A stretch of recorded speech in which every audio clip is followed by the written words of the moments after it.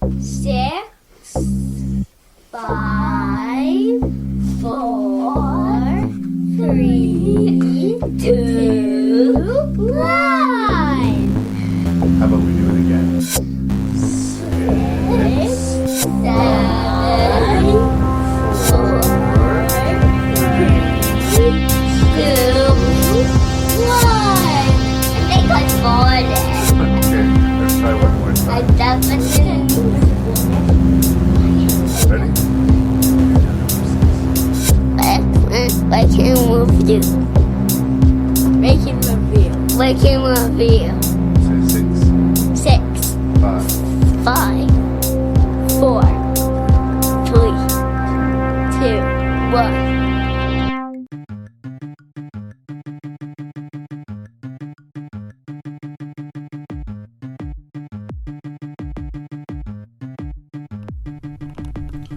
Hello and welcome to another fun-filled edition of Rank and Review. This is episode 242, if you can believe that, which I'm having a hard time believing. And we're going to mark the return of fan favorite Mr. Matthew Risling to the podcast. He and your host and I'm Canadian Larry Parsons. That's me. That's the voice you're listening to right now. We are going to review 6 movies that are both sci-fi and horror, kind of at the same time. And then we're going to rank them from our least favorite to our most. And it's going to be a whole lot of fun. I talk you through it as if this wasn't the 200 and something episode and we didn't all know the rules of the game. I'm going to continue that by saying there will be swears, there will be spoilers for the movies discussed, but it's going to be worth feeding your ears. If you have feedback, you can send it to ranknreview@gmail.com. That's ranknreview@gmail.com.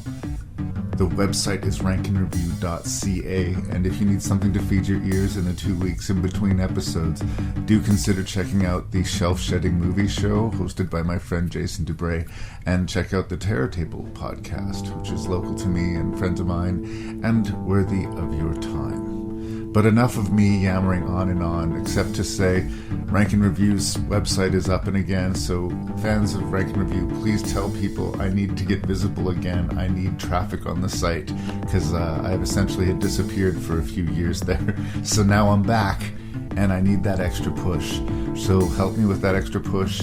None more of this, no more introductions. Let's do the podcast. Thank you for your time.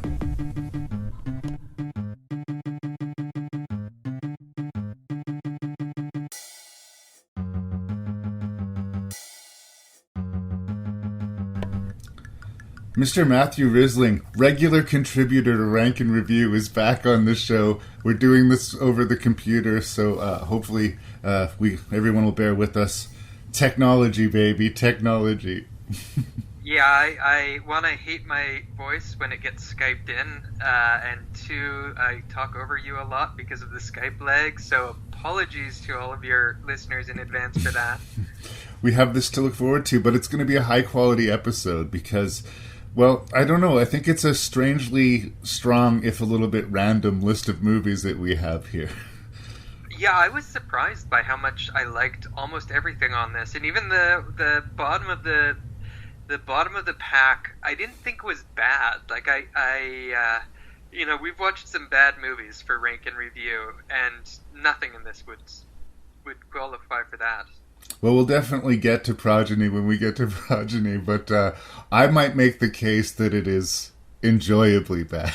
But we'll get to it. The theme, I guess, is vaguely sci-fi horrors.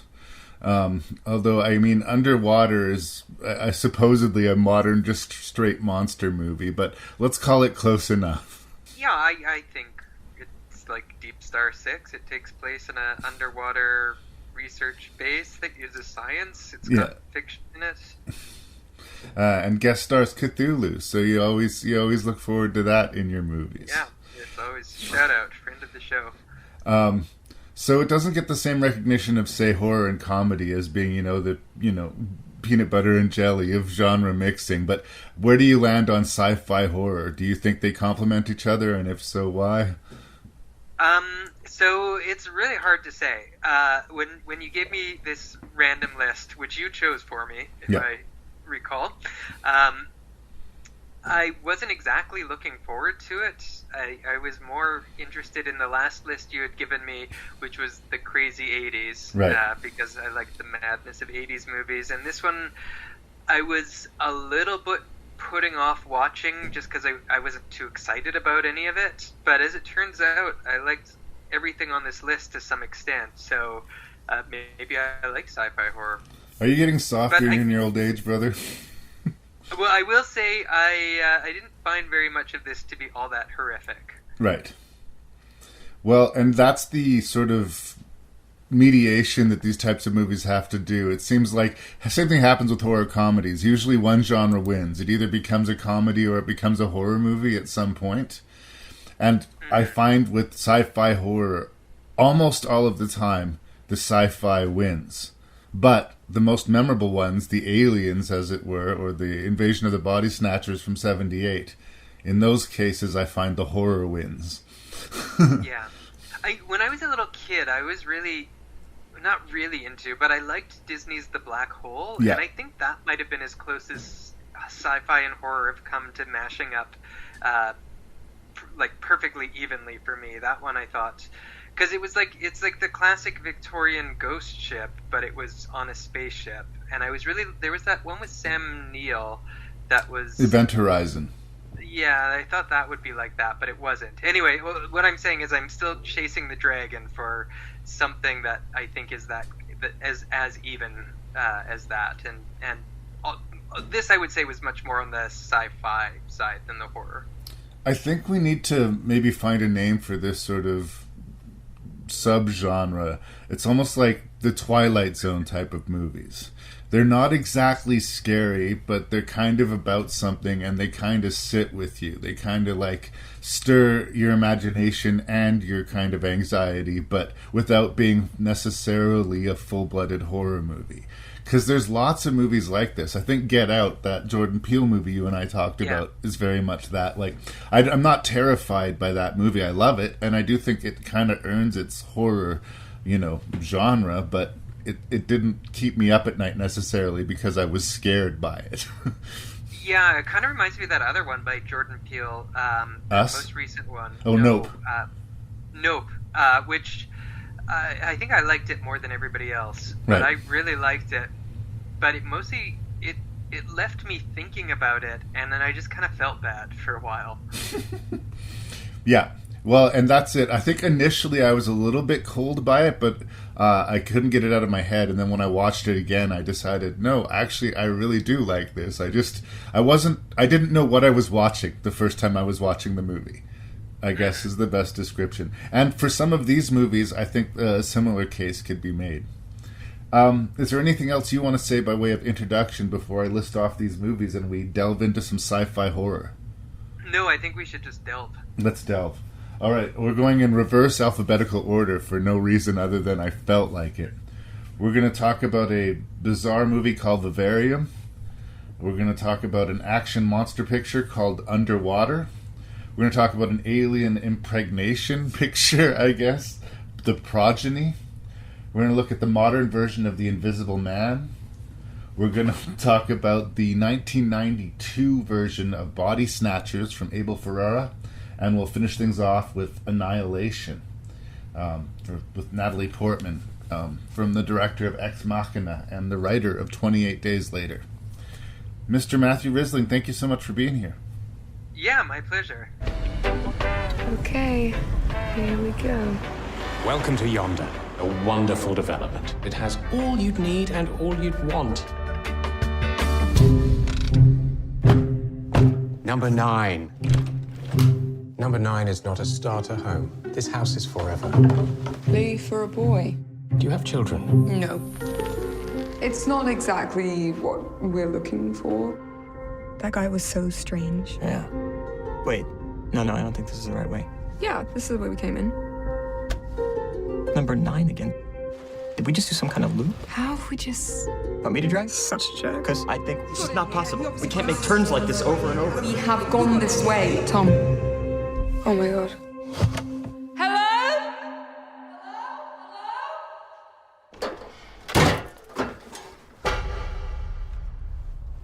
What's happening? Maybe they'll let us go. What if they don't come? What are we supposed to do? Should we just sit here and we wait to die?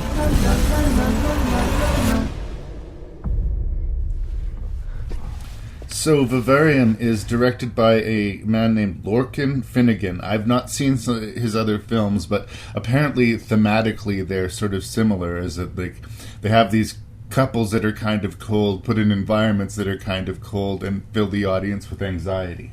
Vivarium does make me curious about his other works, but it's an exercise in uncanny valley and aesthetics. This young couple go to look at a possible new place to live and are led by this possibly creepy real estate agent into... I think that real estate agent was the best performance on this entire list. He is great, but he is so scary as that maybe the appropriate response is to flee the room. But obviously we want to go with the premise. He's going to sell them on this house. He drives them to this house listed as number 9, but it's completely identical to all these like ugly green row houses in this neighborhood that is like confusing, and every street's identical, every house is identical, and they're not into it right away, but they're polite about it in the sort of way that polite society is, and they end up actually making me a little bit uncomfortable because I didn't read him as scary. I read him as like just socially awkward. Mm-hmm. Like he couldn't read cues. His voice intonations were all wrong, and I thought they were kind of being dicks to him. Like they were kind of laughing at him to his face, right? He offered them champagne and strawberries, or champagne, and the wife says, "No, I'm driving," and then strawberries, and the husband says, "No, I'm driving," and he doesn't understand. And I'm like, oh, these guys are being dicks to this poor weirdo. But they end up getting abandoned there, and they find out that this neighborhood they cannot leave. And the title of the movie starts to make sense. Like, clearly they have been trapped in this place, be it a parallel dimension or a spaceship or whatever the hell it is. And first of all, it seems like they're just being studied, and eventually they are tasked to raise a child. Coincidentally, in the episode following this one, I'm going to be doing a review of John Carpenter's take on The Village of the Damned, which is based off of the Midwich Cuckoos. And that's the same idea of the cuckoo bird landing in another bird's nest, getting rid of the eggs and putting a new egg in there and having another bird raise their child. Kind of a creepy idea. And the movie was not at all subtle. No, it opens with that. Like while the credits are rolling, we actually see like nature documentary footage of the cuckoo kicking these little featherless chicks out of the nest. Yeah. So I think the movie is a victory in performance and aesthetics. But as we were talking about in the introduction, I don't think I found, other than one particular scene, I found the movie to be that scary. I found it cold, I found it uncanny, and I found it like uncomfortable, but not scary. But I do think it's onto something, and as far as like a Twilight Zone episode movie, it's definitely really good at being that. In the end, what does it all mean? Well, I guess that is to be discussed. I liked it. I don't think I loved it, but I definitely liked it, is where I'm starting on Vivarium. So I just watched it yesterday, and I had very strong feelings, so I started going online and looking at reviews. And I think probably nobody liked it as much as me. All of the reviews, some people really hated it. Oh. And I recommended it to my cousin earlier today, and he watched it. And then I was just answering texts, I think felt like I had wasted his time. I was trying to explain why it was good. I thought it was great. I wasn't again all that thrilled to watch it. Like I wasn't going in, I'd never heard of it, but I wasn't going in with any particular expectations. I think we need a new word. So like if you watch a comedy and you laugh out loud, you could say it's funny. But if you watch a comedy and you never laugh out loud, but there's this sort of slow burn enjoyment, you call it amusing. Yes. Whatever the equivalent of amusing is for horror, right? Like, there's no points where it's scary, but it's unsettling and boring. It becomes, it's like claustrophobic and it's like hell. It was just like an awful psychological feeling. Yeah.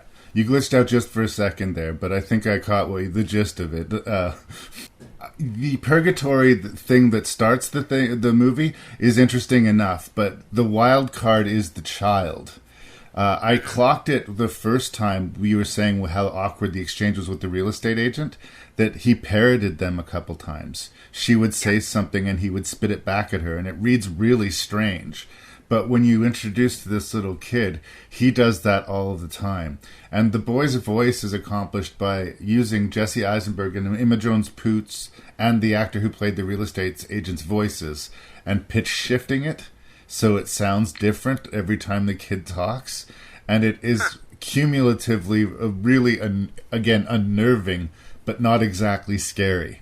Until one particular scene where Imogen Poots, who, unlike her husband, at least tries to connect to the child to understand, if not him, what the hell is going on, what the purpose of all of this is, tricks him into giving away more than he's supposed to. When he disappears during the day, who does he talk to? Show me an impression of who you talk to. And the kid wolfs out in front of her, and his throat starts bulging, and he starts making all these notes. And it's the one scene in the movie where all of a sudden my back straightened up. Was like, oh no! Like, I think the movie could have used a little bit more of that, honestly. I think it was just enough. Like, I can't imagine, because I was trying to think about it when I was trying to defend this movie to my cousin, and I couldn't, like. The thing that he wanted, that a lot of the people that don't like it wanted, was more of an explanation or more to happen, more of a revelation. But I think the whole point is you can't get that ever.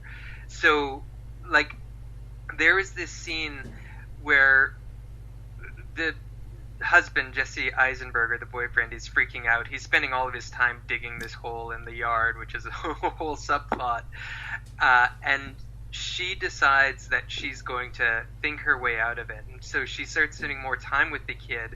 And she says to him in one scene, like, you're a puzzle, and I'm going to figure you out. And I think that's what the viewer wants. But I don't think she's any more capable of it than the wren is of figuring out the cuckoo. And, like, I don't think... Like, the point is, there are things that humans just can't figure out. Like, are these aliens? Are they demonic? Are they dimensional beings? We don't know, because the wren never knows what the cuckoo is. That it's something that sort of has its number, and there's nothing you can do about it. Well, and I think it's another one of these cases, like, what answer would we accept, first of all? And, the answer we want will never be the same as the answer we get. But if you're frustrated by the lack of answers, I think the other thing you can latch onto is sort of the metaphor of suburbia as purgatory. You know, you're a young couple, so what you have to do is buy this house and spend your life paying for this house and live in this perfect corner of suburbia. And doing anything other than that is somehow breaking the contract of society. And this sort of locks them into this suburban nightmare. And not only is it, like, terrible for them, but initially it was a goal. They came here, quote unquote, voluntarily, looking for an ideal life. And this is what that is when you sort of squish it. Even the raising of the child, it's interesting how it's condensed. The kid goes from a baby to a full-grown man in a few months. And so it sort of condenses that whole experience. You buy the house, you raise the kid, and before you know it, your life is over and you're buried in the backyard. Mm-hmm. Yeah, I think that's a common reading, and that's I think it's a completely workable Valid. reading. I think you could. This is one of those movies where you can project a lot onto it, because you can easily read this as a comment on suburbia, you can very easily read this as a feminist horror movie where she becomes like she is made to be the figure of mother who is like just drained and eventually buried alive by this awful thing. I tend to read it as more like the indifference of nature, like just like nature is a horror movie to so many animals, and there's no explanation. There's just what it is, right? You have, what do they call a cuckoo? It's a something parasite, a brood parasite. Like once a brood parasite gets in the nest, there's nothing you can do and there's no understanding it. Yeah. And so for me, it was more like it's just bad luck. I don't know how else to put it, because it didn't even really seem like they were intending to buy in suburbia. They went into that place. The guy says, I want to show you a place. They didn't want to go, but he kind of pressured them. And by the time they drive into that housing complex, they already know they don't want it. It's over for them. Yeah. As soon as they're in there, yeah, they're lost for sure. And I think the moment is they pass the billboard of the housing company and it says "Your home." Forever. That's it. That's where they are. Yeah, your home forever. Yeah. Again, I like these weird moments too when they finally break down and attack the kid, and he lifts the sidewalk and crawls underneath it like an insect all of a sudden. Yeah, and he lifts it as though it were like lifting a blanket on your bed and crawling underneath the bed. That was just great. Perfect, surreal episode. You can never predict what's going to happen in the next scene, which is the real strength of the movie. Whether or not you feel like it goes anywhere, whether or not you find it... I understand people finding it frustrating, but I think that's sort of a strength of the movie. It kind of makes you want to go back to it and sort of like figure it out. I think what might work against it is just the coldness and the ugliness of it. No matter how you interpret it, it's not a feel-good picture. And also, I said it before, it's also boring, which I think is part of its greatness, but I think that's the reason why people don't like it as much as they don't. Because I don't even think it cracks 50% on Metacritic. Well, that's... Or no, on Rotten Tomatoes. That's unkind, but that's what I was talking about at the beginning when it's like a victory of aesthetics.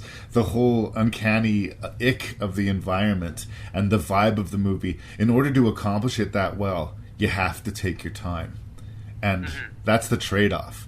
And if you go with it, it'll work with you. But if you're like expecting thrills and chills and like a jump scare movie, that's not what this is about. Yeah. Is there anything else you want to say about Vivarium? Or there's lots to say, I'm sure.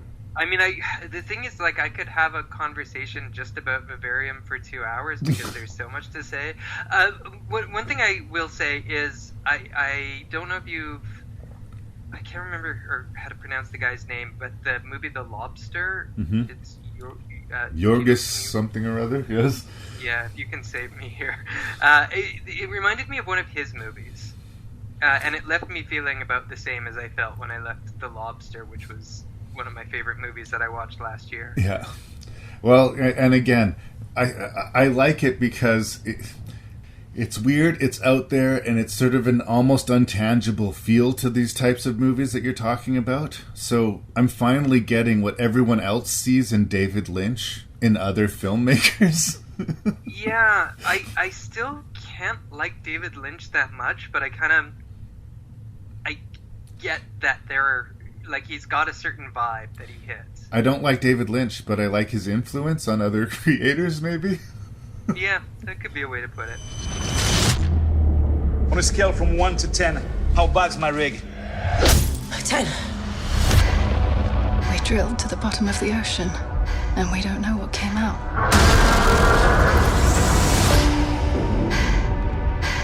Gotta get to the station. How do we even get there? We walk. We're just gonna walk with insufficient oxygen across the bottom of the ocean. You don't know what's out there. Worst idea ever!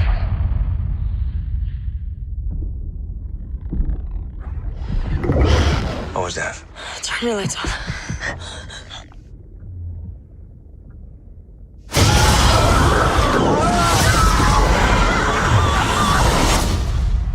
What is that? What is that?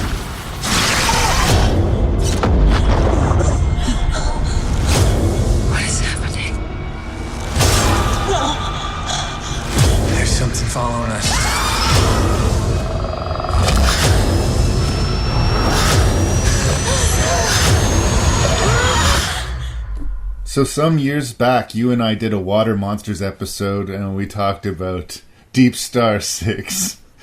And there was very much a similar premise to Underwater. This is obviously a much more modern, updated, and a much more, I think, geared in, tense, visceral, sort of nerve-shredding type of experience than Deep Star 6. But I do think, between that and Deep Rising and this, that Underwater Monster trilogy is pretty solid. I understand that this movie is a beast that is completely built of pieces of other movies. Like, if you've seen Alien, if you've seen any kind of creature feature set underwater, you know the dynamics. There's a disaster, there's a ragtag group of characters that need to get from point A to point B, and they're going to get whittled down to a handful, if any survive at all. And it is completely paint by numbers in that respect. I will concede that point. But I also think it's kind of awesome. It does not give you any time to stop and think about what's going on. Through the opening credits, you get a very basic setup of the building of the site and how mysterious stuff happened. Then you have Kristen Stewart brushing her teeth, and the facility starts falling apart around her, and she's running around making these choices and trying to save people, and you just stay in that sort of place of oh my god, oh my god, oh my god, sustained through the whole movie. The director, William Eubank, has done a couple other sci-fi movies, and I'm a fan of his work, but I do think technically this is the best thing that he's done as far as the execution of it. Because I think under a weaker director, the cracks in this would be much more obvious. This is my type of movie. I like a monster movie. This is my kind of thing. So it was sort of playing to my likes. But I am going to give an enthusiastic thumbs up to Underwater as a fun, visceral monster movie. If you like monster movies, this is a good one. That's where I'm starting. Yeah, so we're about a week into the new year now. I watched this on New Year's Eve, as you know, because I was texting you. That's right. The first movie from this list that I watched, and I didn't. So the first scene is Kristen Stewart at a sink, and there's this voiceover of her talking about whatever it is. I'm like, oh shit, a voiceover, that's never a good thing. And then the movie starts, and then it doesn't stop. The place starts imploding. She has to run to an elevator shaft. They pick up survivors, and it just I don't want to compare it to Mad Max Fury Road too much, except for there's no boring bit before there's the action. And it is all, I don't know if I would say it's rather dumb. It's not super intelligent, but it's fun start to finish. Well, and I think it's not really pretending to be anything but what it is. I mean, it's straight-faced, it's not winking at you, and I definitely appreciate that.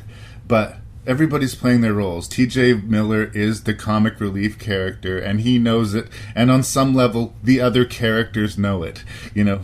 The captain of the facility is going to have a noble death before the end of the movie. That is just going to happen. But I don't know. There's a lot to be said for execution here. Yeah, and a couple of things that I liked is the first one is she meets up with her one friend. They get into an elevator, and so he's we know that she's going to survive at least until the end, or we can be pretty sure. He seems like he's going to be a main guy, but when they're way at the bottom of the ocean, so pressure is an issue and air is an issue and stuff, and they have to go as a group. They meet. There's 6 of them. They all get together, and they have to go along the ocean floor and get somewhere. And there's a scene where the first guy she meets, his mask cracks and he implodes. Yeah. And it just your audience can't see it, but I'm snapping my fingers. Yeah. And that's it. He's just dead. He's gone. Just this puff of blood, and that's the kind of movie this is. Like, anybody can go at any time, and it won't necessarily, like, not every death is going to be big and operatic, and it's going to be just quick and pointless. Well, but it was set up a little bit too, because when he was handing out the equipment, he noticed there was something off about that helmet, and he deliberately chose it for himself. So, oh, maybe I missed that bit. Yeah, unless I'm inventing that, but I do think that there was a beat where he was like, there's something off here, but he chose it for himself. So it was a little bit noble, but again, there's no illusion about the fact that, like, everyone's going to come out of this okay. Like, there's also an interesting... Sorry, go ahead. Oh, I was a little slightly disappointed. It seemed like the captain had an interesting backstory. And I kind of was getting the feeling that he knew more than he was letting on, but that didn't really seem to pay off. No. Unless, speaking of scenes that I misremember, I don't know if you're remembering anything. Well, it would make sense. Like, they talk about during the opening credits that there was weird stuff that went on during the construction, and he'd obviously been there since the beginning. But what he knew, or if he knew how much danger they were going to be in. But I wanted to talk about this when we get to the creature design, because it's an interesting choice of the movie. There are these sort of little, I don't know, creature from the Black Lagoon swimming around guys. But at the end of the movie, if I'm not mistaken, we see what is kind of unmistakably a huge Cthulhu monster. I see a giant Cthulhu monster. And that seems to be a very deliberate choice. I was curious what you thought of that. Actually, I don't have a ton of notes because it was New Year's and I was drinking, so right. I couldn't write at the same time. But one of my notes was that I kind of think the movie would have been better without any monsters. Oh, yeah? Like an underwater survival horror. All of the best scenes were oxygen and pressure related. I don't think they really needed it. But certainly don't think they needed a giant Cthulhu monster. It wasn't bad. Like, if that's your jam, it didn't really kick me out of it. It didn't seem special to me. It seemed a little CGI. Well, on one hand, I love it because I love H.P. Lovecraft, and it was just like a left field choice where it was all of a sudden guest starring Cthulhu.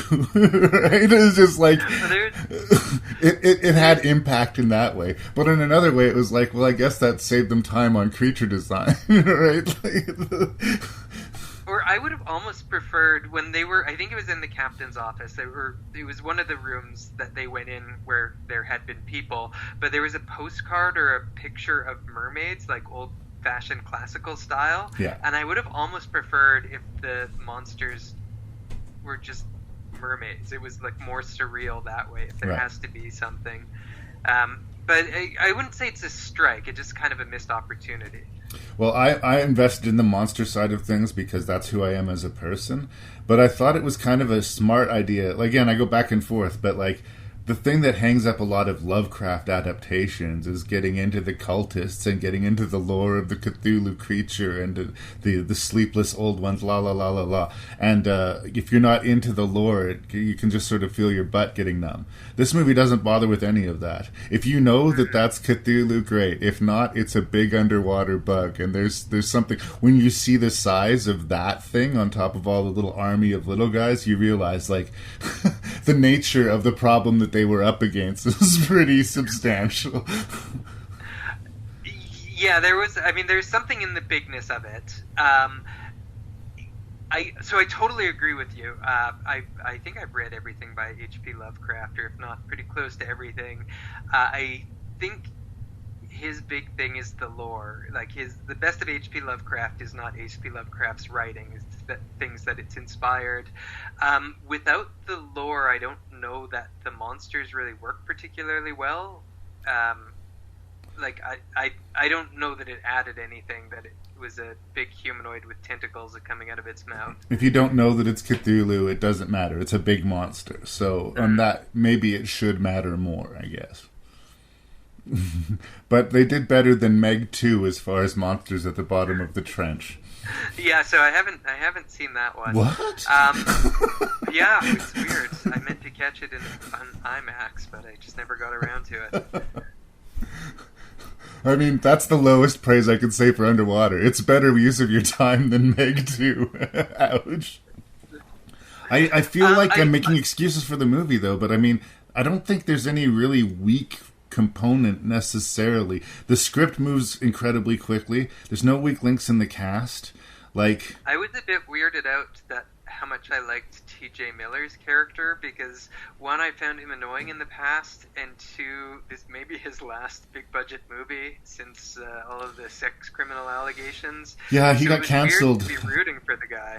Well, I think he's like legitimately mentally ill, but not that that's an excuse for his bad behavior. But I think this is like, it's his Baby Driver. Baby Driver was the last movie where we were allowed to like Kevin Spacey. This was the last movie where we were allowed to like T.J. Miller. Right? I think it's the last movie that he's getting. Right. Well, I think he did the job well, and he was comic relief, but they did add a little bit more to him. Like, he had his little lucky bunny rabbit that he gave to the other lady who he saw freaking out, and, you know, that's gave him a little bit more personality than just punchy one-liners that were undercutting the stakes, you know? Well, and the stuffed bunny rabbit was one of the few survivors of the movie. It did make it up to the surface. It sort of recognizes these scenes in movies when he has to go run an errand and he bequeaths the rabbit to her. It's like this self-awareness of character. Like, I'm a non-essential character and I'm taking a risk, so I'm likely going to die now. And that was a pretty good scene, too, where him and another expendable guy went out, and it was like this creepy underwater scene, and then something jumped up at them, and it cuts back to our characters that are in the submersible or in the base somewhere, and then the two expendable characters come back, and you're like, oh, those guys made it. I'm so happy. They're gonna make it to the end, you guys. They're gonna make it. But that's all you need, just a little bit of subversion here and there. I mean, it is a formula picture. I'm not going to pretend that it's not a formula picture. I guess another thing, maybe one of the last things I'll say about Kristen Stewart herself. I have never watched even a minute of the Twilight franchise, but I know that it's been like, it's this really mocked thing. You either hate it or you were a teenage girl when it came out, right? Like, it's one of these things.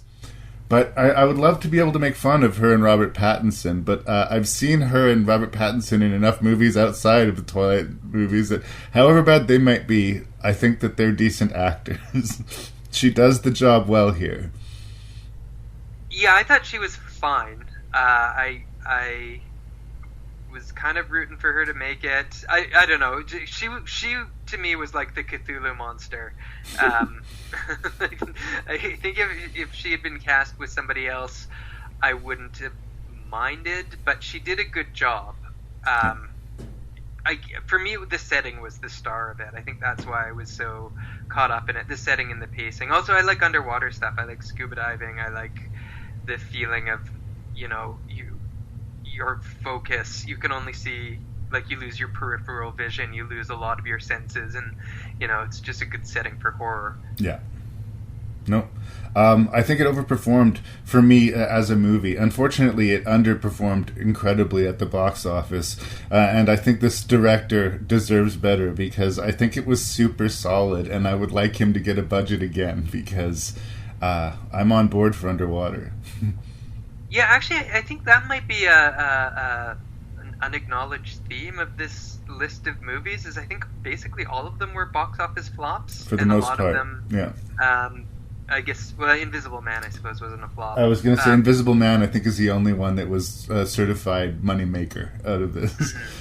Yeah, but it's definitely at least 5 movies that deserved to make money. At least 4 movies that deserved to make a lot more than they made. Agreed. But I think we've covered this one. After hoping and praying, Craig and Sherry Burton's dream We're gonna have a baby! has just come true. Can you believe it? No, I can't. I mean, it's fantastic. I figure conception was about 7 weeks ago. Isn't that great? But it's nothing like they expected. I got the results back from the fertility lab. It's like 1 in a million that I could get you pregnant. Because this baby is definitely... Never saw anything quite like that before. What is it? not of this world. That's impossible. Craig! Now, what's inside her is not a normal fetus. It's moving inside me. I felt it. the only way to save themselves I need you to think back to that night. Something happened. is to face the terror within. So Brian Usna is the director of Progeny. He's sort of Stuart Gordon's familiar. He worked a lot with Stuart Gordon. Stuart Gordon, you'll notice, has a screenplay credit on this particular movie. And I enjoy Usna for his excessiveness. He and Stuart Gordon sort of share this. They make movies for super low budget so that they can maintain a level of control. And that control usually means gratuitous sex and violence. And sometimes it really pays off. A guilty pleasure of mine is Return of the Living Dead Part 3. That's Brian Usna. Okay. He did the Dentist movies. If you've ever seen the Dentist movies. No, I don't think I ever saw those. Yeah. They're all very cheap. They're all over the top. They're kind of trashy, but a lot of the time they have charm to them. I don't know that this one can be said that it has a lot of charm to it. I did a whole episode at the beginning of the season about alien abduction. I think it could be it is a really interesting subject to me, and it could be really, really terrifying. But this movie is handled in such a tactless manner that it wants us to take it seriously, but it's impossible to take it seriously, which puts you in this really weird place.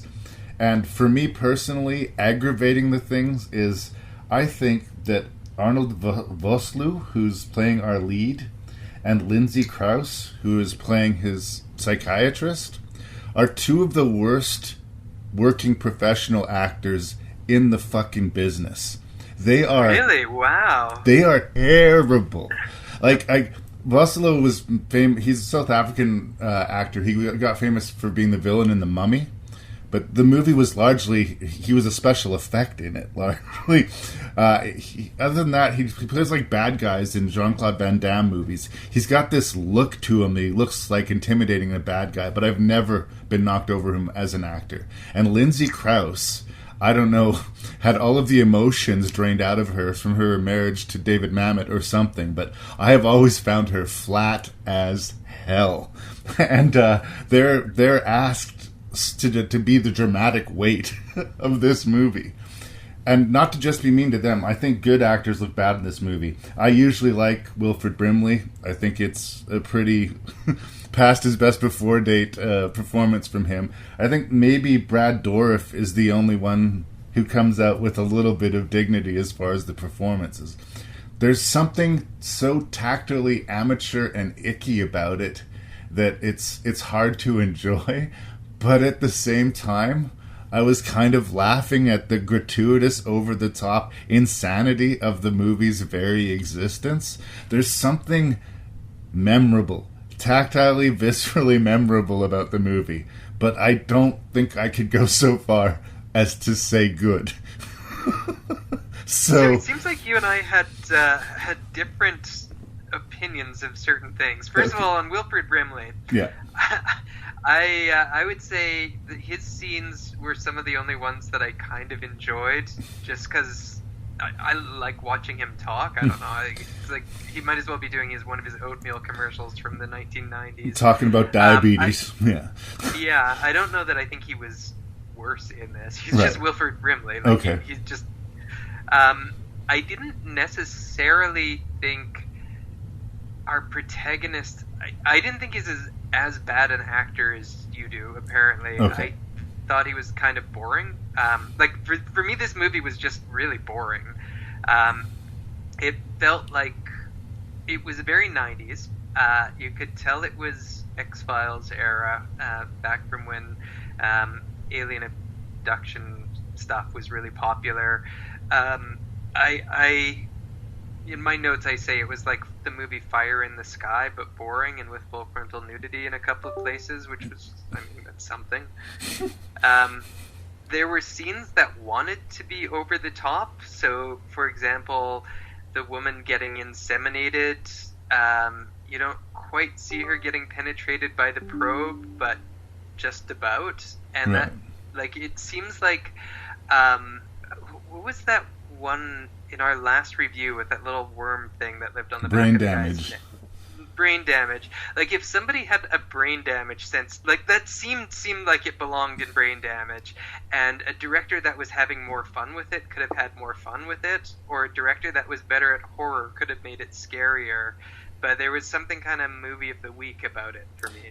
In other Yuzna films, the violence is over top and the nudity is over the top, but there's something goofy about the movie. Like, from frame one, there's just an odd, goofy vibe. So you just kind of like, okay, movie, what else you got? But because this movie is taking itself so seriously, there's this discontinuity between the alien gooey scenes and the nudity. And there's a scene where she, like, sticks a coat hanger between her legs. I'm just like, was that really, like... And I actually, that was a moment where it was a real record scratch for me, because, like, I think coat hanger abortion is more of an analogy. It's a term. Something that people would actually do, and, like, literally a coat hanger. And when you're shooting that, like... Everybody on set's got to be like, we've pushed this pretty fucking far. You guys, like, come on. There's all these scenes which are setting up where, like, sorry, I haven't really talked plot. This woman the couple is pregnant, and the woman is experiencing strange visions and symptoms during the pregnancy, and they become convinced that aliens have impregnated her, and it's pretty clear that they're right. There's no are they or aren't they, sorry.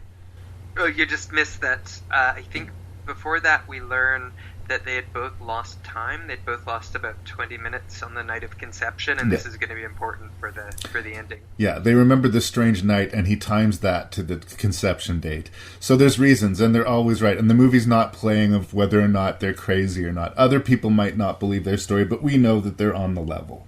So, and the movie's constantly giving us hypnotism scenes and dream sequences where it's eking out more of what happened, or just giving an excuse for, like, a really grotesque, birthing scene, and I get the feeling like I don't know, it's the eyes behind these images. It's like they feel like this is kind of like awesome. Look at these awesome gratuitous special effects, and they're not treating it with the emotional gravity and respect that I think, it deserves. The fear of pregnancy and the fear of something going wrong, and, like, this could be mined for a very serious and very terrifying horror movie. But that's not what they set out to do here. They're like, tits and gore.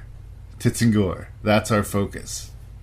Yeah, I think that the stumbling block for me, or the sense that I got from watching it, and this is sort of what I was saying about the brain damage, like the probing scenes or whatever, is this is somebody who's maybe into that kind of movie, like into making that kind of movie, that decides they want to make something emotionally driven, but they're not really good at emotions. They're really not rendering emotions.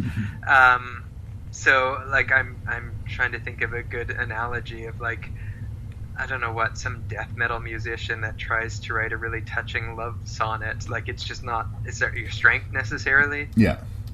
Yeah, your previous 3 songs were about, nailing groupies, and now all of a sudden you're going to get all deep and candlelight and blah, blah, blah. Yeah. Doesn't read as sincere. But it was all meant to be, it was mostly meant to be an emotion movie. Like, mostly it's just the expressions on our protagonist's face and his tortured love for his wife and trying to save her. And I think the way that the filmmaker decided they wanted to translate high emotion is, like, if things take longer, it'll be more emotional, or, like, we see his tortured face for, let's let the scene go for 2 minutes too long, then that will equal emotion. It really didn't. Well, honestly, from a writing, storytelling standpoint, I don't know why the focus isn't the wife. This is all happening to her, but we focus on the husband for most of the movie. Except for, when she's naked or being assaulted or both. And I think the real sort of fatal blow to the movie is when we get to the devastating, super heavy, dark ending, and I feel nothing. Okay, I'm gonna. I didn't think I would be the one defending this. You're defending Progeny. Here we go. I'm not. Okay, it's gonna be the bottom of my list. It's pretty clear. Maybe the 1.5 things. Well, okay, so I kind of liked Wilford Brimley, but I can't credit that as Progeny. I just like watching him talk. Sure. I thought Brad Dourif was pretty good in it. All the scenes that he was in, I liked. He was like this guy. He's like a psychiatrist who works with people who think they were victims of UFO abductions. And then the final scene where his wife is impregnated with this thing, and our hero, who is a doctor, him and Brad Dourif, they sneak her into an operating room, and finally, as his last desperate chance to save her, to get this parasite out of her, because he's cut her open. It's not in her womb anymore. It's like squirming in her body about somewhere. And he says, okay, I'm going to kill her, and she can be dead for 2.5-3 minutes. In that time, this thing, like the parasite, will stop latching onto her, and then I'll jump her heart back with the paddles. And there's this scene where it's kind of building tension. We cut back to the clock, cut to him. Brad Dourif freaks out. He doesn't want to be a part of it. Yeah. And then the hospital security guys kick down the door because they know he's there, and his wife is dead. And it cuts to the clock, and it's 20 minutes later, and she's long dead, and he didn't even get a chance to save her. That felt like that was a kind of a good Twilight Zone ending for me. But him being in prison and a light coming and him vanishing. So that part I was going to ask you about what happened, because I really think it should have just ended with that 20-minute time jump and like bad luck guy, the aliens beat you. Yeah. And like, why would they want him? You would think the goal was the alien baby. Like, what? It doesn't make sense. Again, it made no sense whatsoever. Yeah. And he also seemed to know that they were coming for him. Like, it was kind of like the Coen brothers stole that ending for the man who wasn't there, honestly. He just like walks out of prison into a UFO. Yeah. No, and again, I would love to ask the screenwriters if they have an answer for that. I just really feel like they didn't have the ending. I also have to say, look, I don't know anything. I'm not a surgeon. I'm not a doctor, believe it or not. But the opening incision that he makes on her is not what you would do for a C-section. That is when you're conducting an autopsy, not an operation. He fucking cuts that bitch open. Like, it's brutal. Yeah. And then the security guards and the doctors and stuff kick open the door, and this woman is on the table with her stomach open. Yes. And they're yelling and stuff. Like, you're not supposed to be there. Just get him when he's on his way out. This is a clean room, okay? Let's just start coughing a lot. It'll be fine. But that is not the only problem with Progeny. I mean, it has a lot of problems here, but I do think it does have its audience, and I do have a guilty pleasure response with Yuzna. I think this is the wrong subject for him. I think he needs to stay with the goofy, over-the-top monster movies and like the serial killer, unapologetically cheesy, campy horror movies. This is just, I don't know, it's somehow too real for him. Not that it's a real movie, but... And like, at the risk of sounding like a low-T beta cuck on this one, if you're gonna make pregnancy body horror, you like have a woman in the writer's room, because it just seemed like it was just a bunch of like, there's a lot of potential there. The movie should have been about her. Very offensive. Pregnancy is body horror. Anybody that's gone through it could probably come up with some good stuff, but I don't know. It just felt like guys that were just out of their area. Yeah. No. Wouldn't it be cool? No, it wouldn't be. It would be horrifying. Go for horrifying, not cool. Okay. I can't quite say it's a strength, but it was at least a moment in this boring movie where I felt something. Is in one of the flashback scenes, she gets a probe up her nose. Oh. And in this age of post-COVID and having gotten a few COVID tests up my nose, that part, like, okay, that strikes me as visceral. Yeah. No, I guess like the operation scenes and some of the stuff on the alien ship, I didn't like the weird or her getting off on it sometimes. They made me kind of uncomfortable, but maybe deliberately. I didn't want to think of it as like some anime tentacle porn shit, but it really kind of pushed the line there a few times. Well, so my sense of that is they were drugging her, chemicaling her, so that she was enjoying it sexually. Yeah.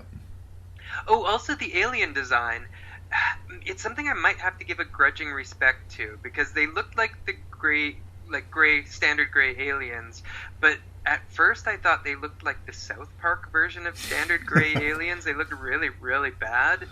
But then we later learned that the human mind couldn't really comprehend exactly what they looked like, so they were just using what's sort of there in the cultural script. And I thought that was like, that's clever adjacent. Huh, that's some faint praise. Yeah. Look, I mean, I didn't think I would be this movie's defender. I didn't think we'd spend 16 minutes on it. Look at us go. Oh my god, yeah, maybe we should move on. What happened to him? Adrian's dead. Listen, you're getting your freedom back, okay? He said that wherever I went, he would find me. Walk right up to me, and I wouldn't be able to see him. Adrian is dead. He's not dead. He has figured out a way to be invisible.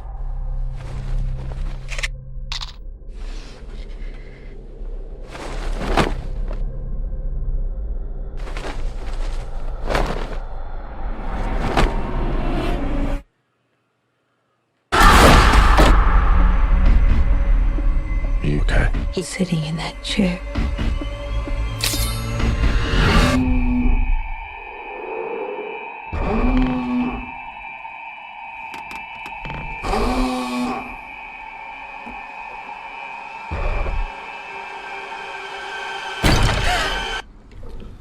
So Lee Winnell, for the longest time, was kind of the guy that was writing the screenplays for other directors to kind of make their hay on. He wrote the original Saw, the original Insidious. James Wan and he were collaborators a lot, and he was mainly known as the guy who wrote the screenplays of those. But happily, I mean, I'm not a big Saw fan, but they're working on Saw 11 as we speak, so I'm sure he's made a lot of money off of the Saw franchise by itself. Not to say like Insidious and anything else, but he has started to direct movies now.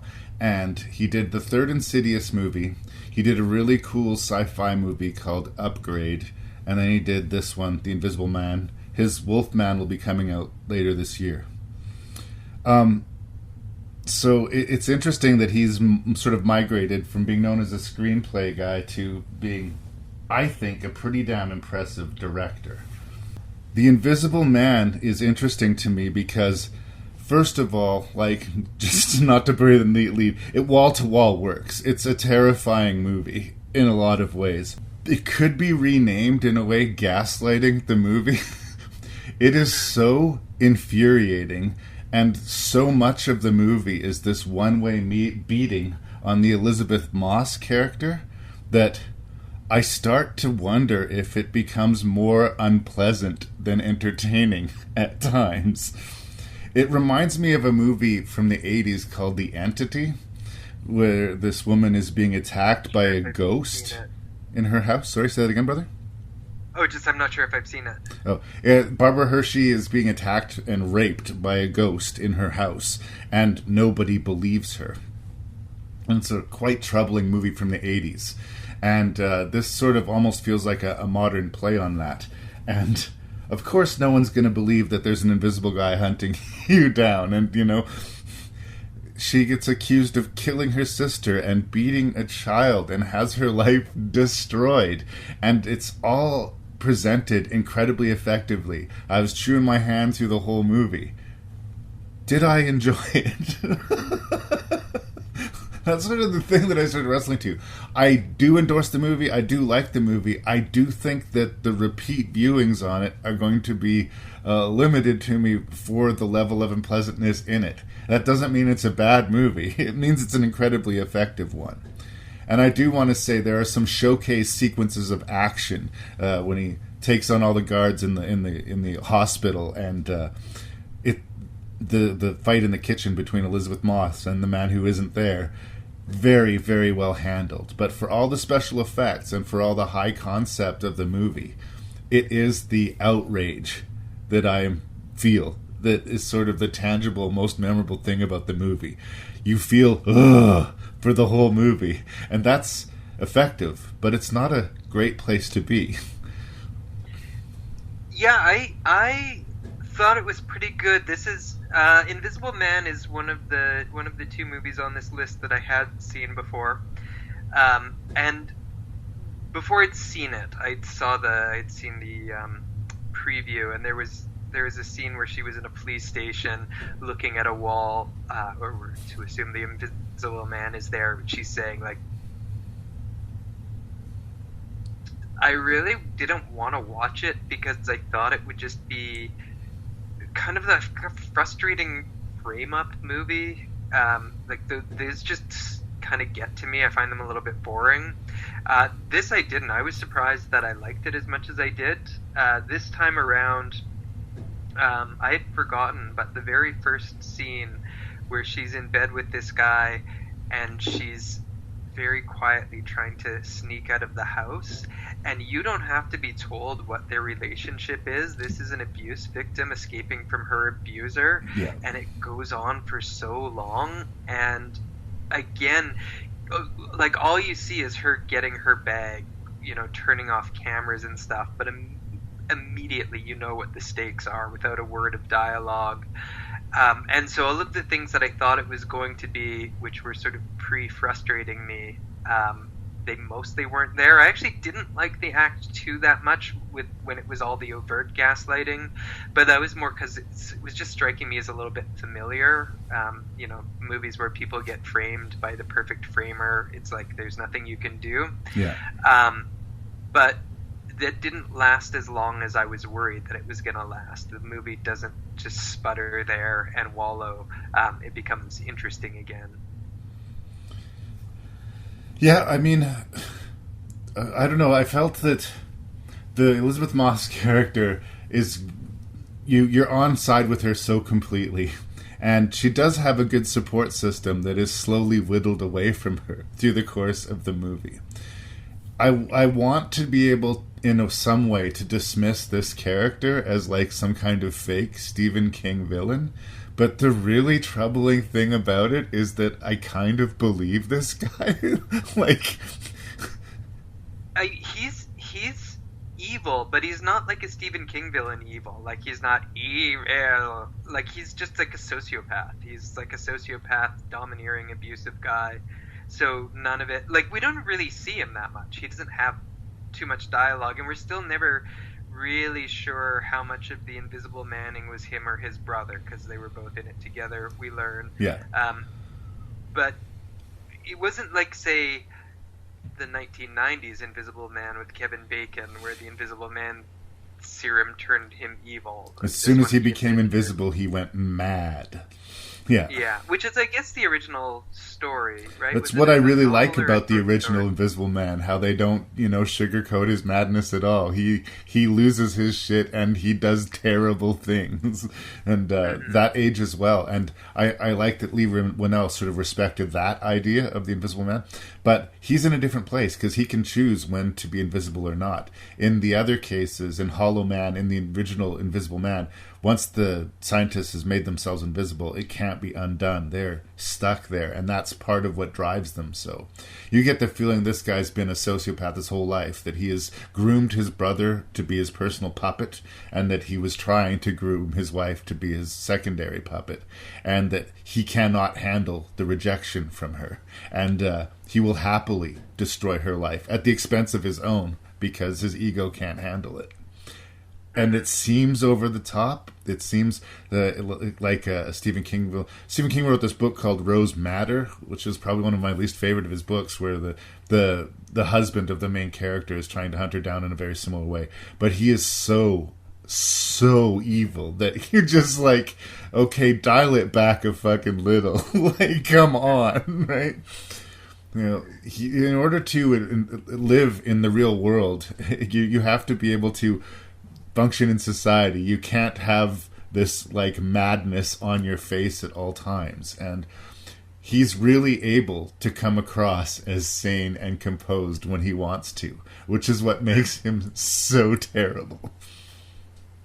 Although, honestly, like, how many scenes does he get in the entire movie? Like, how many scenes with dialogue? 2? Handful at the beginning and a handful at the end, really, yeah. Does he get any at the beginning? I thought he just attacks the car, really, yeah. Yeah. But anyway, he does the lot with very little.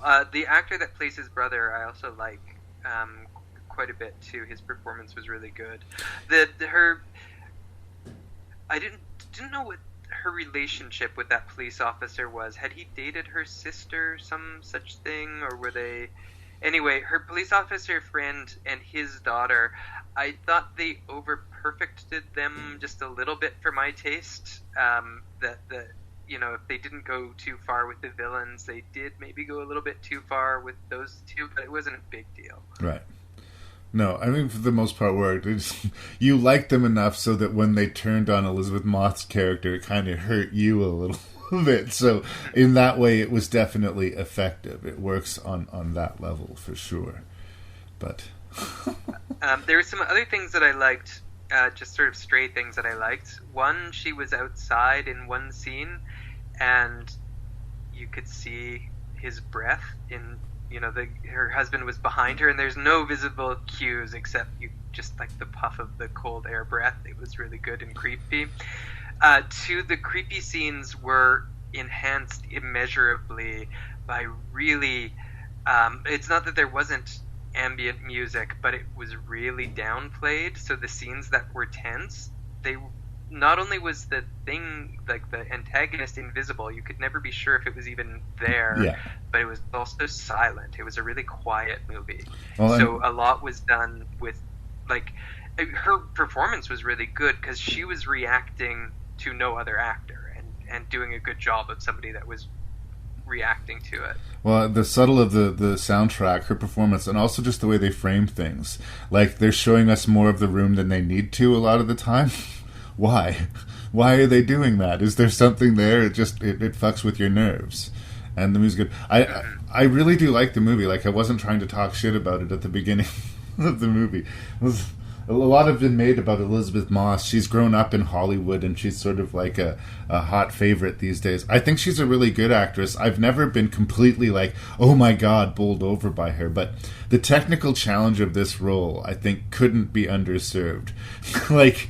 She has an entire fight sequence with a person who's not there. And when they shot it, it was a combination of, like, this robotic arm camera, which is doing a very controlled camera movement so that they can repeat it specifically again and again. So she has to hit these exact beats. And she's either in a room with nobody or in a room with a guy wrapped in, like, what looks like green packing tape. And she has to have this...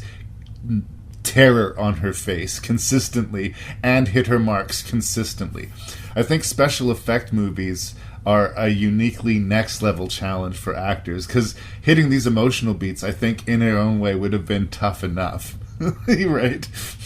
So I will definitely give Elizabeth Moss points for this, but I still wait for that movie that convinces me that she is in fact the new Meryl Streep or whatever that everyone's hyping her to be.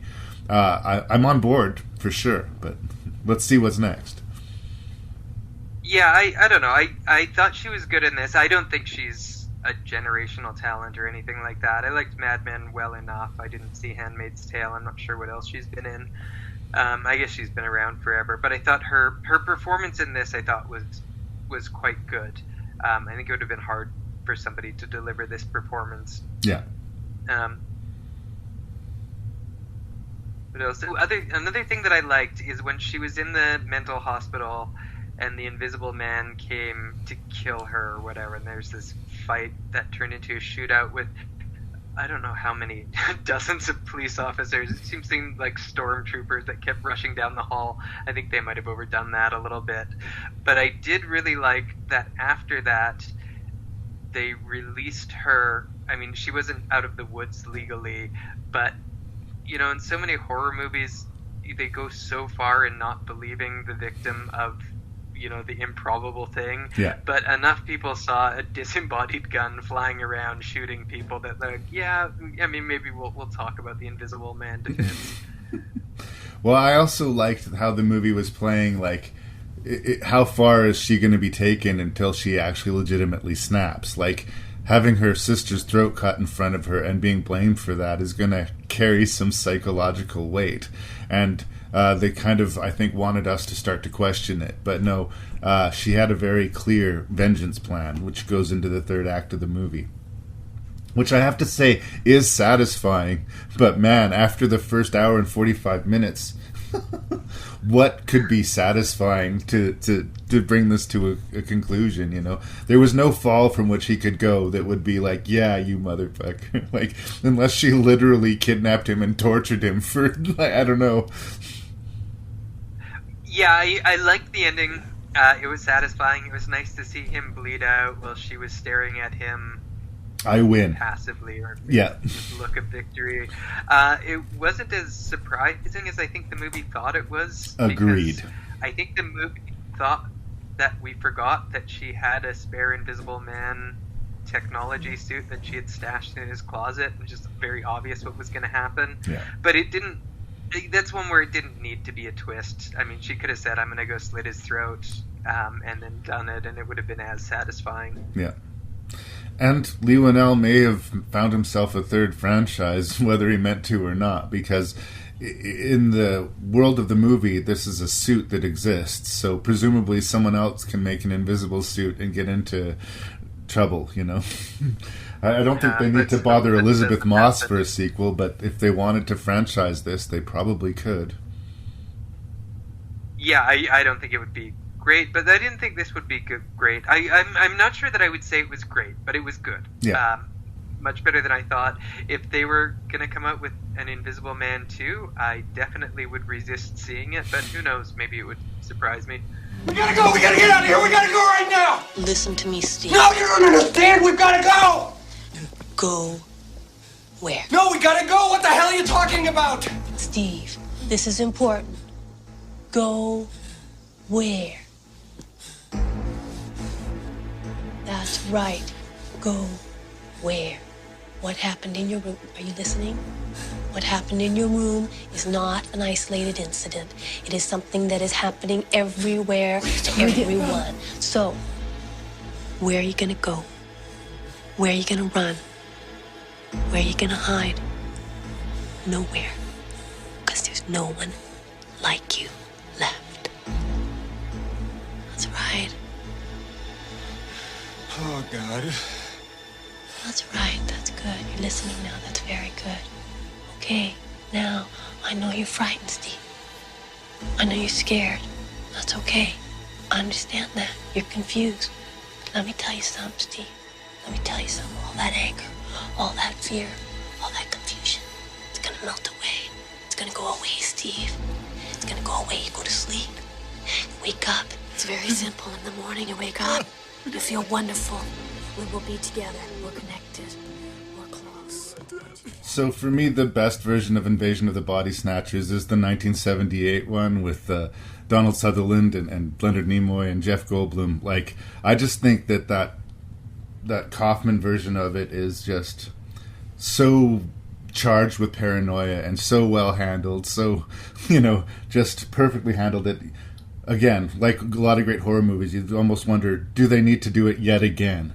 And in 1993, Abel Ferrara, who's mainly known for weird, dark art house movies, decides, yeah, we're going to do it in 1993. And I have very clear memories. I saw this movie at Place Riel in 1993. I felt like I was all grown up going to see movies all by myself without my mommy or daddy with me, you know, like... And I will start with the biased opinion that in 1993, I thought this movie was amazing. In 2024, I do not think that this movie is amazing, but I still hold a lot of residual affection for it. And I don't think it sucks. I think it's actually a decent swing at Body Snatchers. Is it necessary? Well, no.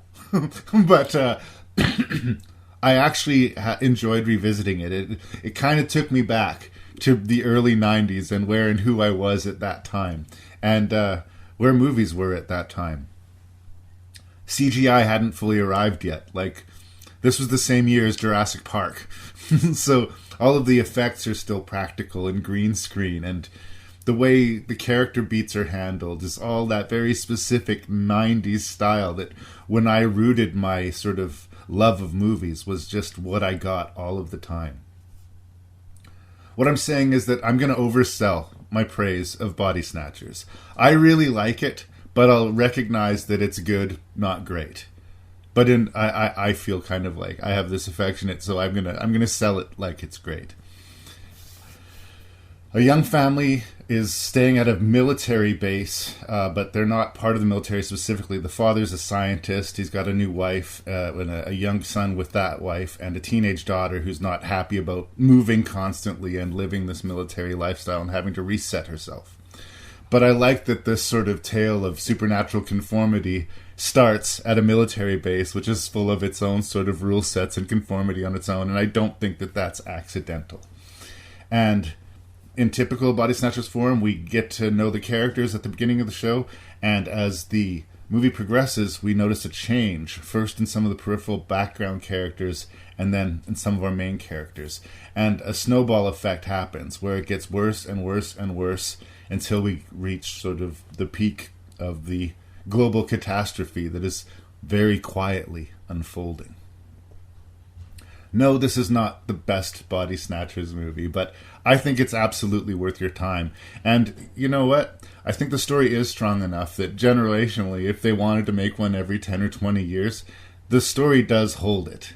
But it's going to be a lot of work to beat the Philip Kaufman version of it.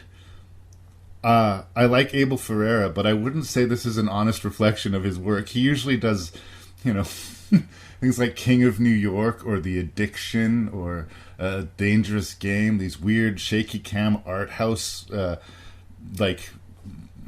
budget movies that have a way better cast than they deserve because Abel Ferrara somehow carries weight somehow in the artistic community. And this seems like one of the more like sell out, make a buck movies. But I will controversially say it's one of my preferred Abel Ferrara joints. I will take this over The Bad Lieutenant. Thank you very much. That's a minority opinion, but I'm going to give a blushing thumbs up to Body Snatchers. Where are you at? Yeah, I'm similar. You say that you remember seeing it at Place Royale. I'm not sure if you remember that I was there as well. Oh, were you? Yeah. Sorry, brother.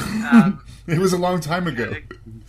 I remember we shared a laugh at the scene where Gabrielle Anwar asked our hero if he'd ever killed somebody. And he said, "That's right, Kuwait." That's right. That line really didn't age particularly well, but how appropriate that it was you that was with me at Place Royale for that. That's amazing. Yeah, I had a weird reaction. So when you gave me these DVDs, you might have told me that it was on this list months ago when you gave me the DVDs. I put it in my machine, and this movie Wolven popped up, and I was like, "There's no way that Larry made me watch the movie Wolven for this." So I, guessing that it might be a flippable DVD, I flipped it, and it said on the other side Body Snatchers, and I was like, "Yes, I love this movie." And I was thinking it would be the 1978 one, and then it was the 1990s one. I was like, "Well, I'll give it a shot, see how I feel." It's the second best of the three Body Snatchers movies. I will say that. There's four of them now, but yes, I still stand by. You're correct. I thought it was pretty good. There were definitely some things that I liked about it. The performances were really good. I think across the board. The early 90s, maybe in 92, 93, was really the years of Gabrielle Anwar.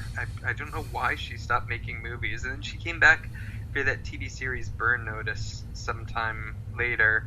But she was our protagonist, and I thought she did a good job. Her father, it was played by the guy that played McManus in Oz. And I was Terry Kinney is the name of the actor. He's a really good actor. His scenes were all good. Meg Tilly, amazing. I'd sort of forgotten her scene about like where are you gonna go? Listen to me. Where are you gonna go? 100% the best scene in the movie. She's amazing. For sure. Yeah. So all of that I thought was pretty good. Not pretty good. I thought that was all good.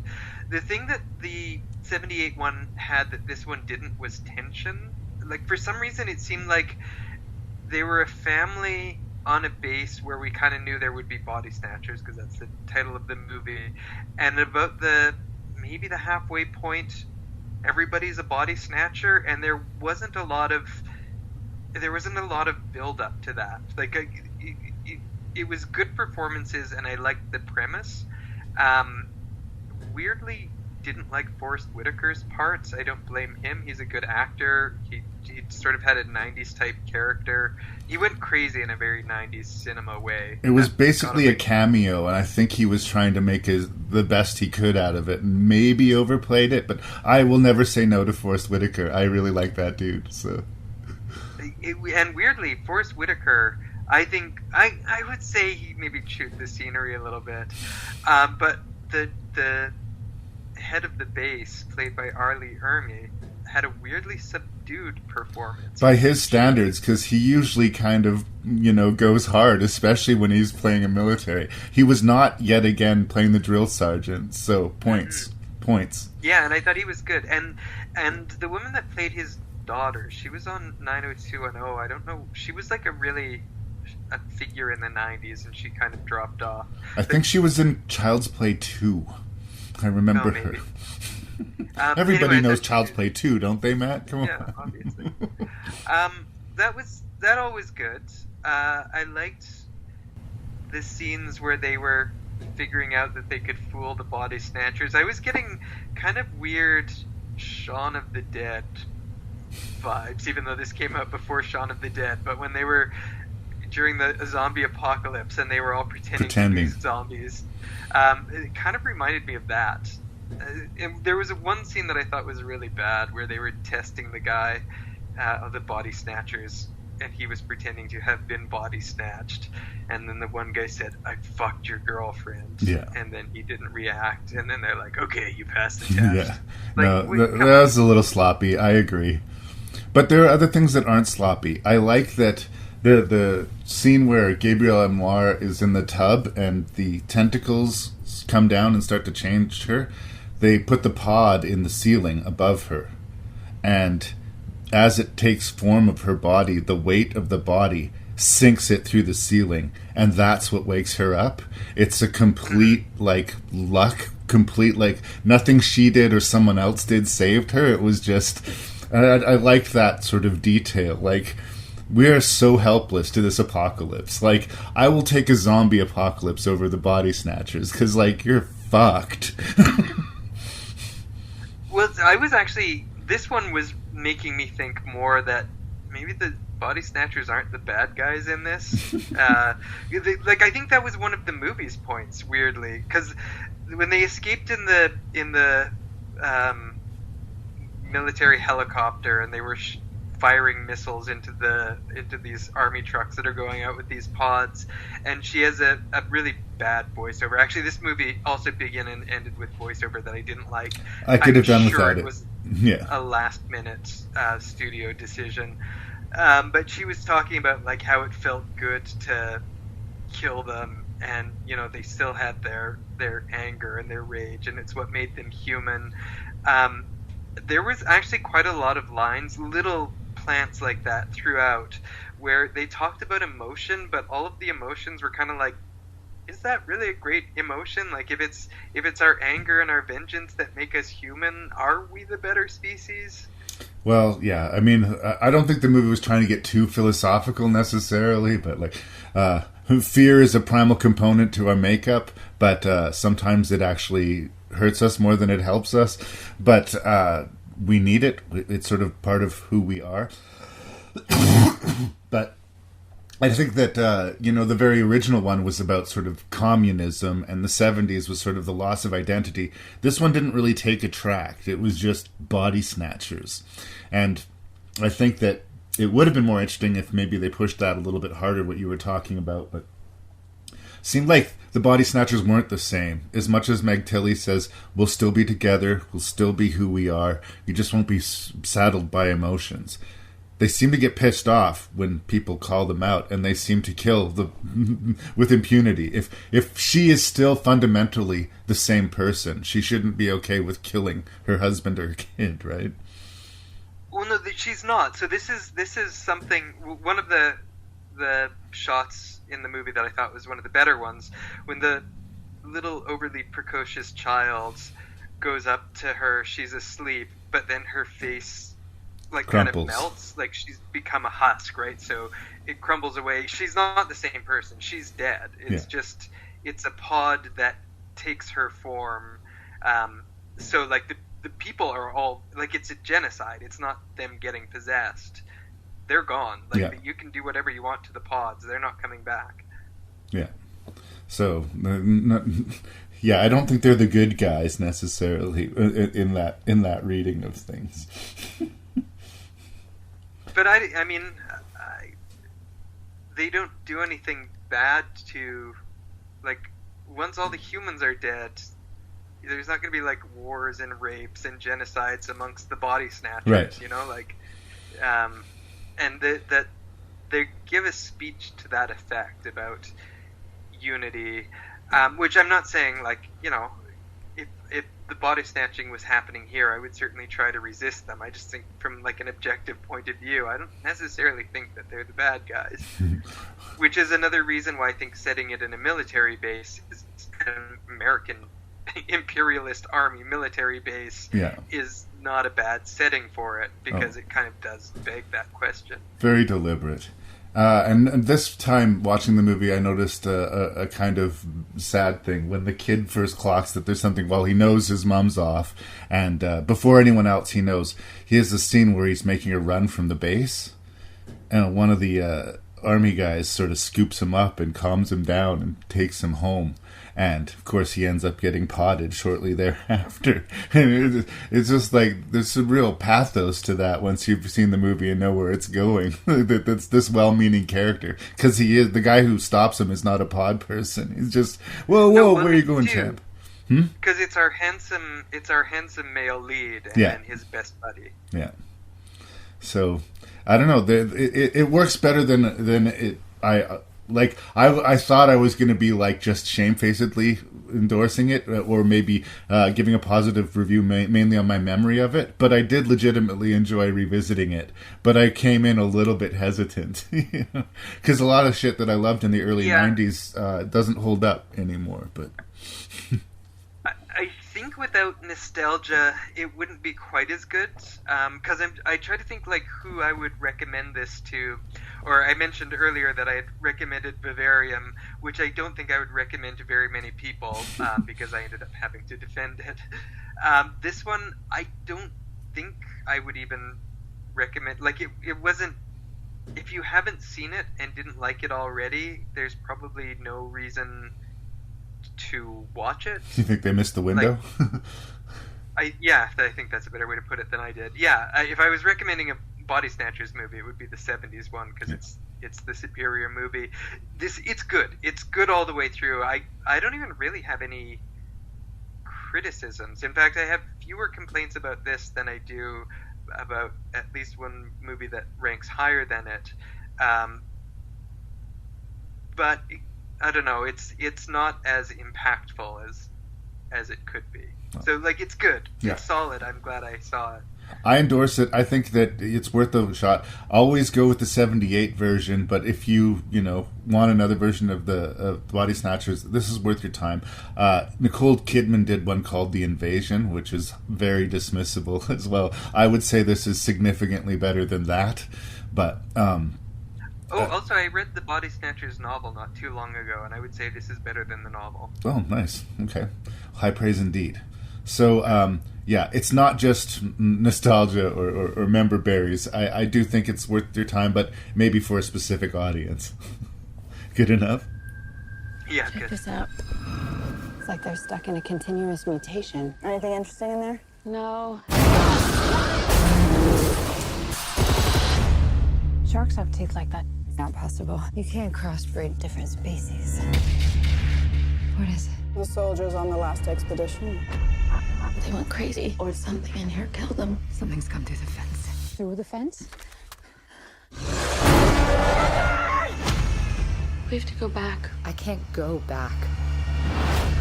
We can camp here tonight.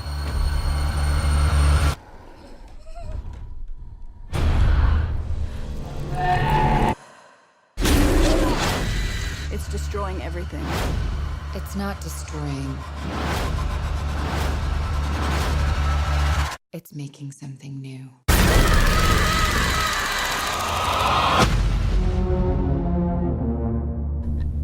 So Alex Garland, the writer-director of Annihilation, although this is based off of a novel, really interesting guy. I first clocked him because he wrote the screenplay for 28 Days Later, which I, of course, am a huge fan of.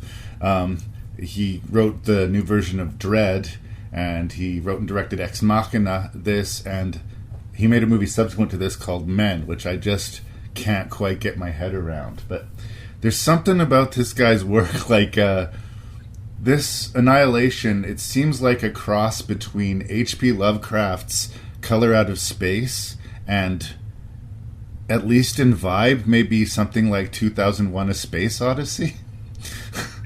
For me, it was much more like, do you remember a movie from the early 2000s, Solaris? Yeah. Which is based off of a Soviet era. I think it was a novel and then a movie, but like an 18-hour movie. Yeah. And then there's another movie called The Stalker. It's also Tarkovsky. This had super Tarkovsky vibes for me. I have not seen Stalker. I have seen both versions of Solaris, and I controversially prefer Soderbergh's, but... I didn't like Soderbergh's, but you couldn't... I mean, the original one, I couldn't watch the whole thing. It just goes on for so long. So this was nice in that it was, I don't know, about 2 hours, maybe a little over 2 hours, but it had this ponderous feel of a Soviet-era sci-fi movie, but not in a bad way at all. Actually, I watched it the same day I watched Vivarium, which was yesterday, and both of them, they had a similar quality. This one, I don't think it was aggressively effectively boring like Vivarium, but it was slow. The scenes really took their time. And I think to great effect. Well, and it made, when things happened, the impact of them quite strong. Mm-hmm. Natalie Portman's husband had been sent into this anomaly called the Shimmer, which was brought to us from outer space. Basically, a comet lands, and it starts this environmental orb that's growing exponentially and presumably will eventually swallow the entire Earth. And well, that's what they say. Yeah. Right. They have the military has a prediction how long it's going to take. Yeah. So they've been sending military teams in to see what they can see, but until Oscar Isaac comes out, nothing that went in has come out. Oscar Isaac was married to Natalie Portman, had been missing for a long time, and he comes back physically and, it seems, emotionally completely changed. And he also doesn't come back in that he walks out of the Shimmer. He appears in their house. Yeah, he's just home. Yeah. And the movie just spends, the first act is just all questions and no answers. And Natalie Portman, her husband is in a hospital clinging to life. All of his organs are failing. So she ends up being sent with a scientific team, this time all females. All the other teams have been males. I don't know if they're expecting this might be different, but they're not going in militarily, they're going in scientifically, and they're all females. Will the results be different? So sorry?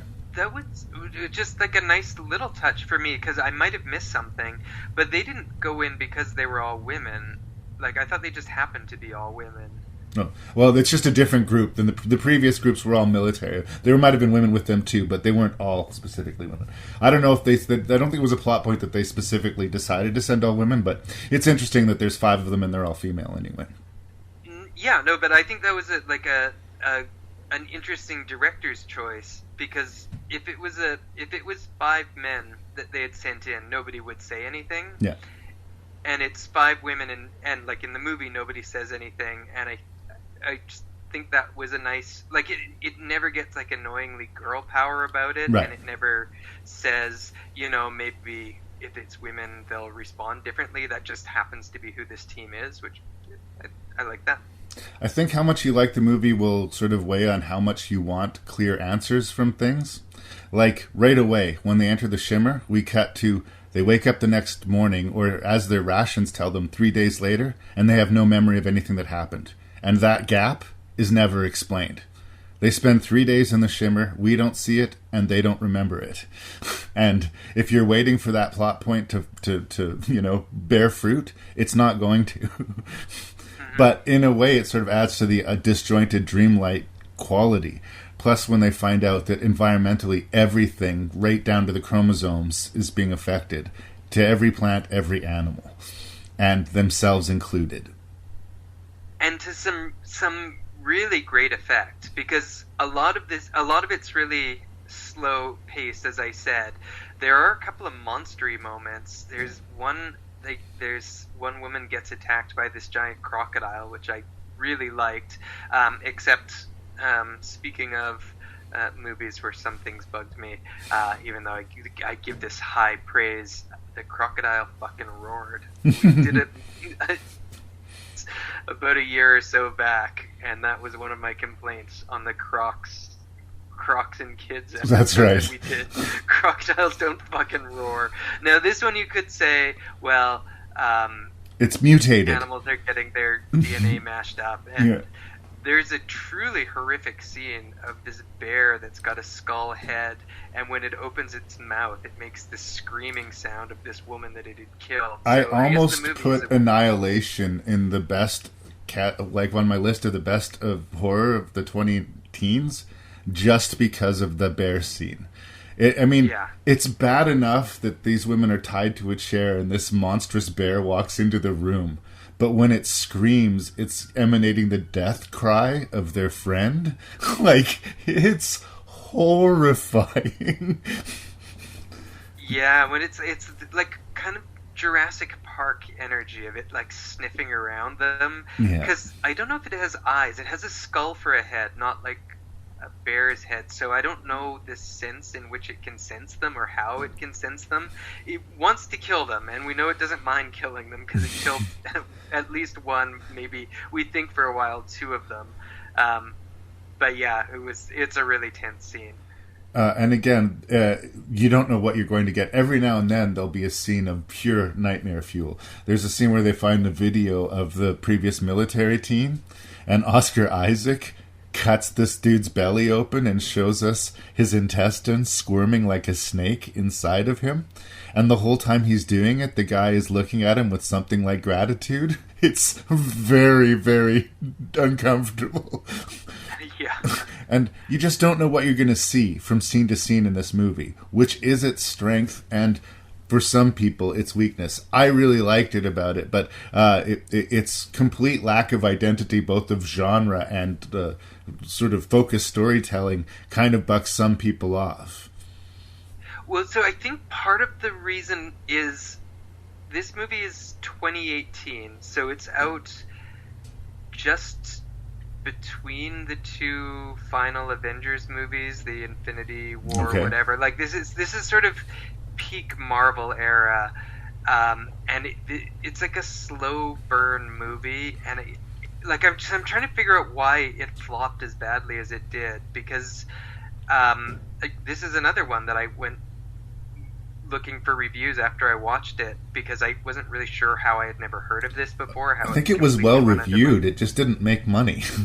I think it was impeccably reviewed. Like, everybody that saw it liked it, but nobody wanted to see it. And it was even released in Asia too. Like, it could have gotten the Asian market, but it lost money everywhere it went, which is a crying shame, because it's a terrific movie. Well, the same thing happened with Dredd. That Dredd movie he wrote was way better than it had any business being, and it was the Dredd movie that everyone wanted, and nobody showed up for it. It's bizarre.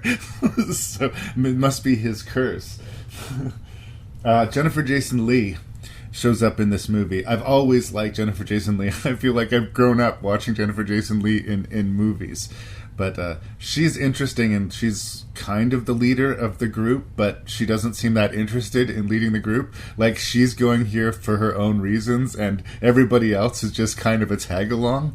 And yet, for all of that... She's leading insofar as she's walking ahead of everybody. That's right. But in another movie or a weaker movie, she'd be some kind of secondary villain or someone we didn't like. But that never really comes up. Like, we get where she's coming from. And I kind of like that about it. And actually, the entire supporting cast was great. Michelle Rodriguez, Tessa Thompson. I can't remember who played Shepard. Sorry, I made the same mistake you did. You said Michelle Rodriguez. It's the woman who goes all crazy. Mm-hmm. Yeah, that's not Michelle Rodriguez.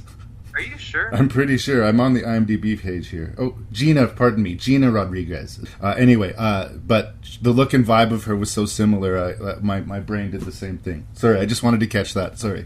No, that's fine. But anyway, all of the performances in the cast were really good.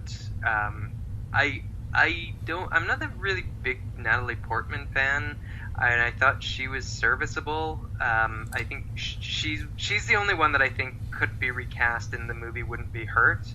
At the risk of being highly criticized, I think Natalie Portman is just good as an actress. I don't think she's amazing. Sorry, everybody else in the world. But I was still...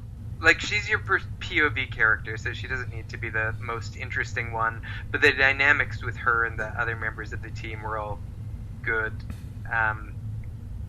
The Tessa Thompson character, her exit from the film was weird because it was kind of body horror-ish. But it seemed like something was happening on her own terms. Like, it was one of my favorite shots of the movie because they went into this building and nature's acting all weird inside this shimmer, and there are these trees that have grown up in human form, but it's not like the trunk of a tree is in the shape of a human. It's like all the branches have kind of grown together in a way that like silhouettes a human form, which the shot is wonderful. It's visually very powerful, but we see her arm and she seems to be sprouting from her arm, so assume that she goes off to mutate into a human tree, and she seems okay with it. Mm-hmm. Everyone else is fighting it and terrified, and at some point she just seems to accept it, and fighting it might be the problem, you guys, especially if it is inevitable. Here's something that might be a flaw in the movie. And by the way, I really like this movie. I don't know if that came across. I'm a big fan. Watching it again for the podcast, I had a totally different memory of the ending of the movie. There's a very bizarre confrontation that Natalie Portman has with the, quote, source of the shimmer. And I don't even know how to articulate the exchange that happens between them. But my memory of the movie was that, she came out of the shimmer and she and her husband acknowledged that they weren't who they were, or completely different entities than they were when they entered it, but that the shimmer was still there. That was my memory. Watching it again, no, she seems to have undone the shimmer. Well, yeah, so when she has her final scene with the shimmer, so she's made her way to this lighthouse, and it was the source of everything, and she encounters the same thing that her husband had encountered, where this figure mutated into being kind of a double. And so she ended up, her husband had committed suicide with a phosphorus grenade. He put it in his hands and pulled out the pin, and this thing that she's seeing is, it hasn't quite mutated into her, but everything she does, it mirrors exactly. And so she gives it the phosphorus grenade and pulls out the pin. It starts on fire, then it goes back to the source, and it spreads the fire everywhere that it goes. Yeah. And I think that's what ends up killing whatever... The anomaly. You can't even say it was a consciousness, but the source of it, or the root of it, it dies from there. Again, I guess I'd been sort of seated in this sort of root idea of the terror and inevitability of change.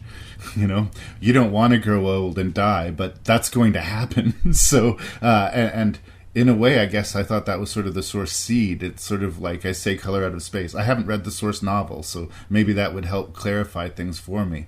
So it seems weird that they gave us that kind of positive Natalie Portman, even though she changed fundamentally who she was, did in whatever end the Shimmer. So I read it slightly differently. Okay.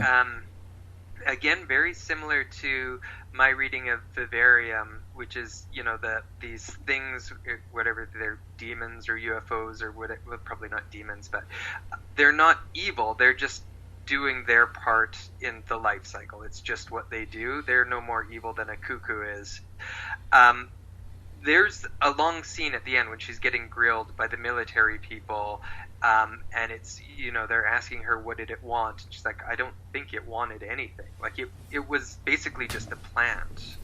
So the destroying it isn't a happy ending, or it's not a sad ending. It's just an ending. Like, if it had killed all life on Earth and replaced it with a different kind of life, it's just different at this point. It's just a dramatically large plot point for me to have completely forgotten about. It seems strange to me.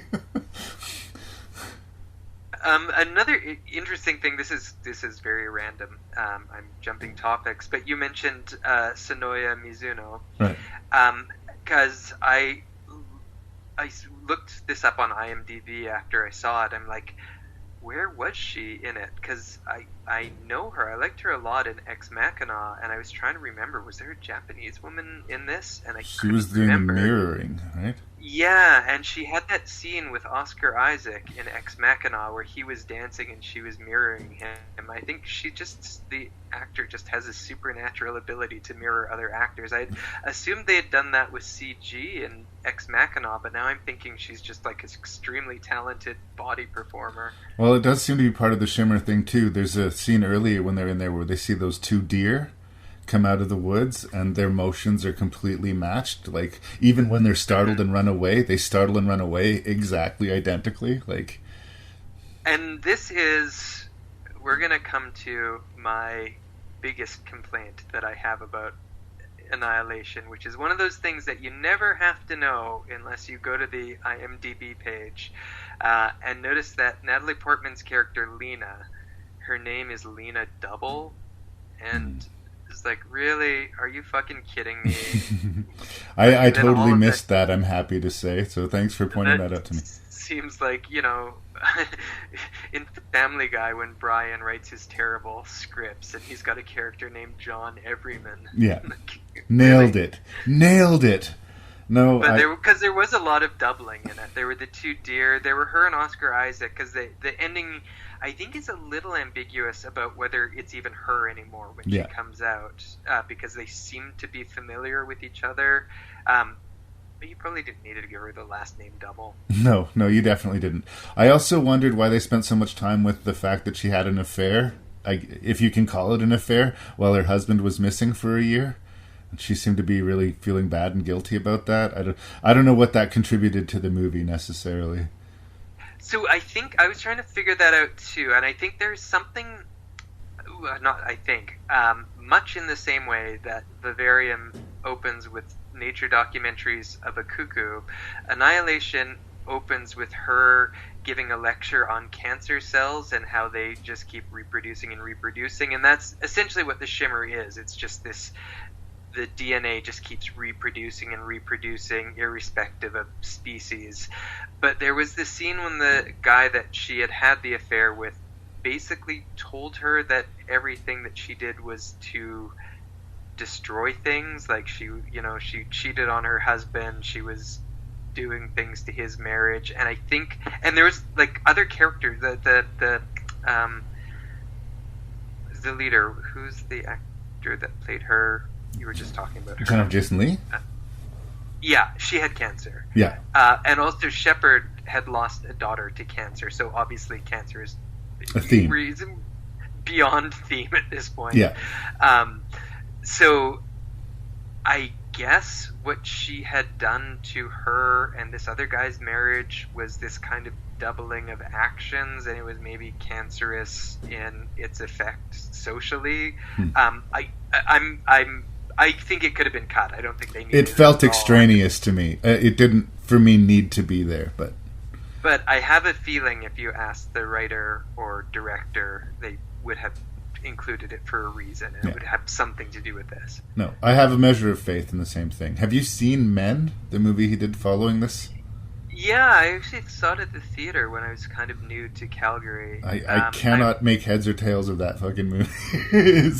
I kind of liked it, but kind of disliked it at the same time. Yeah. It also had some pretty impressive visual scenes, and it's also, I think, at its strongest when it was being kind of slow and atmospheric. Well, I'm on board. Like, whatever Garland puts his name to it, be it a director or a screenplay, I'm going to check it out.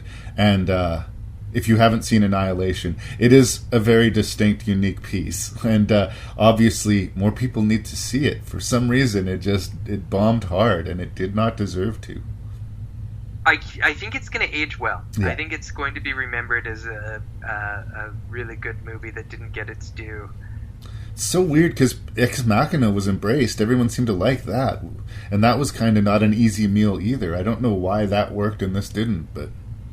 It just must have been bad luck. Bad timing. I can't think of anything else. Yeah. Oh well, at least we liked it. That's the important thing. Yeah.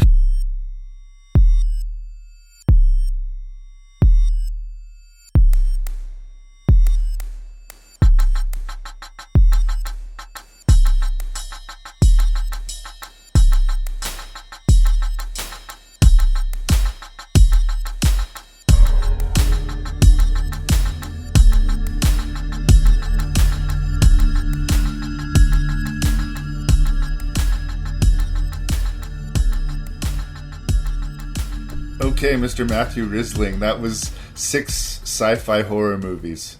Sci-fi horror enough, damn it. Reviewed. What was your least favorite and why? He says, fully knowing the answer. Yeah, this is the part where I'm quite certain we're not going to go 0 for 6. I'm going to preface this by saying this is one of the toughest lists that I've had to rank because basically last place is quite obvious. And then I've kind of got a 3-way tie for the next 3 and a 2-way tie for the lead. Yeah. Nothing in it was bad, except for one. Like, everything had its strengths and had its weaknesses. So, as I give this ranking, there could be a lot of movement on things on this list. So this is what the rank is today. Yeah. So, yeah, I'm going to keep you out of suspense. Progeny goes in 6th place. What? I weirdly liked it more than you did, it sounds like, and I didn't like it. Definitely do not recommend. Yeah, that's Progeny. All the way down in 5th, I'm sorry, guys, I got to put it here. You're not a bad movie, Body Snatchers, but you're on a tough list, and like I said, because they're so even to me, I'm going to have to... My judgment is, could I recommend this to somebody? And I probably wouldn't recommend The Body Snatchers. It was a good experience I've had twice now, and, that's enough. I absolutely would in the 90s. Yeah. Number 4, Invisible Man, which, again, I think was a solid movie. I did drag a little bit in the framing her and people think she's crazy scenes. It's just a little bit too familiar for me. But I also think Invisible Man might be the biggest crowd pleaser of all of these movies. Might weirdly be the one that I would recommend to the most people. Number 3, controversially, Underwater. It was just a lot of fun to watch. That's it. I don't think it needed the Cthulhu monster. In fact, I don't even think it needed monsters. But it was a tense movie. It was a fun movie. I liked it. Number 2 and number 1, I could go either way for these. Number 2, I'm going to put Vivarium, which I think it stuck with me more than any of the other movies on this list. In fact, I know it stuck with me more, but certainly I couldn't recommend it to somebody with like Annihilation, or I mean I recommended it to one person and ended up defending it to them. Annihilation, I think, it's just a great movie. Yeah. I would tell a lot of people to go watch it, and I think you listeners out there in podcast land, if you haven't seen Annihilation, even though we've spoiled a lot, I think you would just get a lot out of it. Yeah.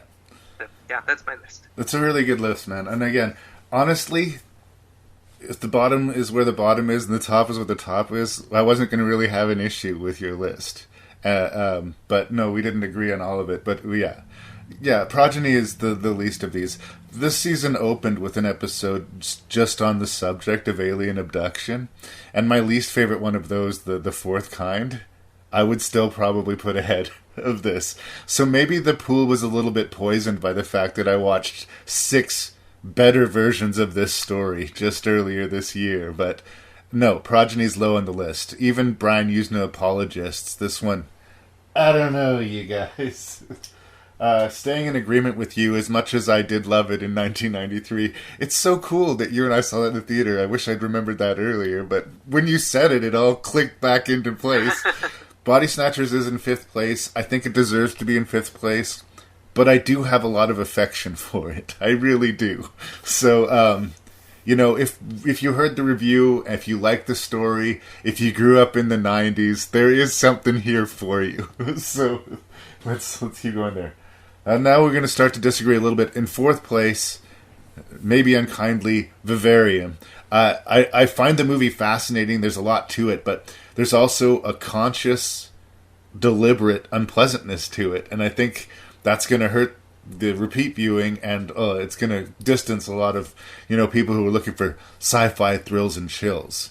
This is a much more meditative, sort of, like I say, Twilight Zone, more towards the sci-fi than the horror. But in a weird way, that makes those isolated moments of horror, when they happen, kind of have a little more stank on them. So I do really like it. I do think it is worth a day in court. I just don't think it's going to be for everyone.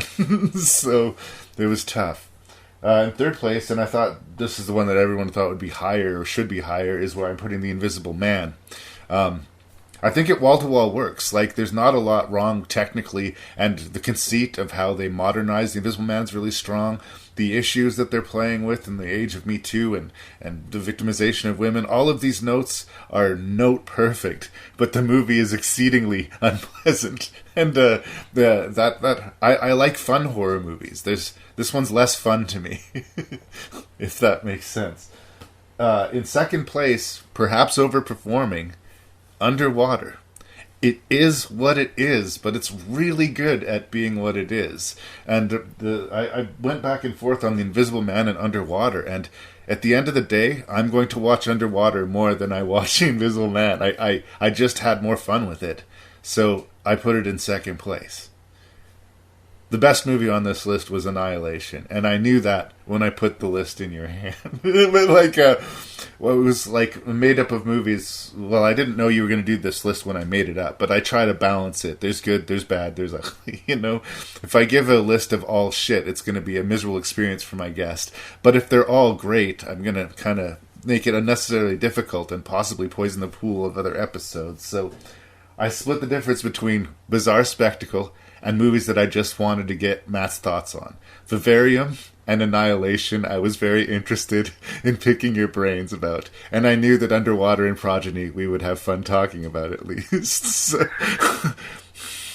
no, that's my list, man. Annihilation is number 1, quite comfortably, I think, in this batch. But yeah, a surprisingly strong list of movies. Once again, hopefully next time I assign you a batch of movies, you'll be less reticent about watching them. So it's not that I was reticent about watching your movies. I'm just not a huge movie watcher. Right. So that's why doing rank and review is a nice experience for me.